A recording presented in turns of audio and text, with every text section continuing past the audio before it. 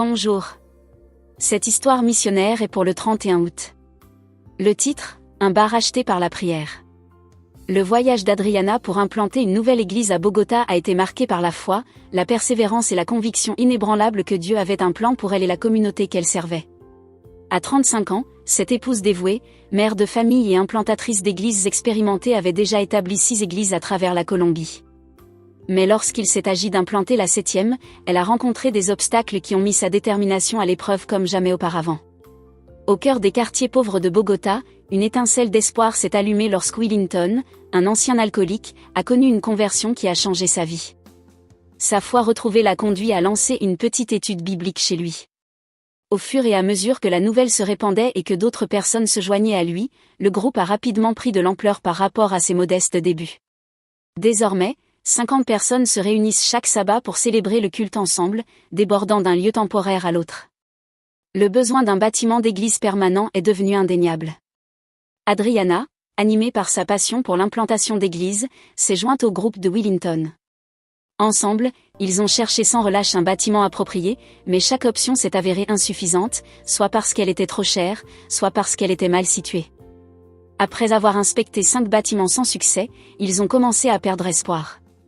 C'est alors que Willington propose une solution improbable, un bar qu'il fréquentait avant sa conversion.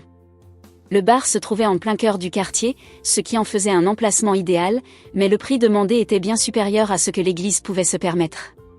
Néanmoins, Adriana, guidée par un sens profond de l'objectif, a approché le propriétaire du bar avec une demande audacieuse. Elle lui a demandé d'attendre un an avant de vendre la propriété, le temps de réunir les fonds nécessaires.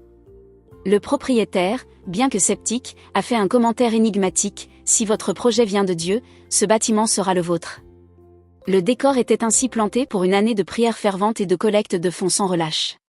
Adriana et les membres de l'église ont invoqué l'aide de Dieu, convaincus qu'ils trouveraient une solution.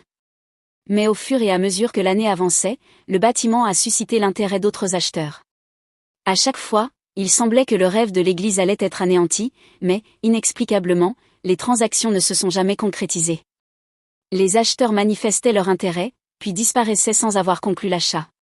Le propriétaire, déconcerté par son incapacité à vendre, a baissé le prix à plusieurs reprises, mais le bâtiment est resté invendu. Malgré ces revers, la foi d'Adriana n'a jamais faibli.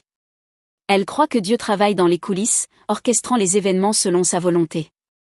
Elle est retournée voir le propriétaire, cette fois avec un message de certitude divine. « Vous ne vendrez pas ce bâtiment, déclare-t-elle. Vous nous le vendrez parce que ce sera un lieu qui aidera la communauté et glorifiera Dieu. » Fidèle à ses paroles, à la fin de l'année, l'église avait collecté suffisamment d'argent pour atteindre le prix demandé, désormais revu à la baisse. Lorsqu'un responsable de l'église est allé finaliser la vente, le propriétaire a avoué qu'il n'avait pas pu vendre le bâtiment grâce aux prières des adventistes. La vente a été conclue à un prix inférieur de moitié à la valeur marchande de propriétés similaires dans la région. Aujourd'hui, Adriana évoque ce voyage avec une profonde gratitude. Elle considère l'Église comme un témoignage de la capacité de Dieu à réaliser ses projets, même lorsque les obstacles semblent insurmontables. Comme elle le dit, quand Dieu a un plan, personne ne peut le changer. Cette histoire qui nous vient de la Colombie nous rappelle avec force les défis et les triomphes du travail missionnaire. Une partie de l'offrande du 13e sabbat soutiendra la création de centres d'influence supplémentaires pour aider les enfants à risque en Colombie.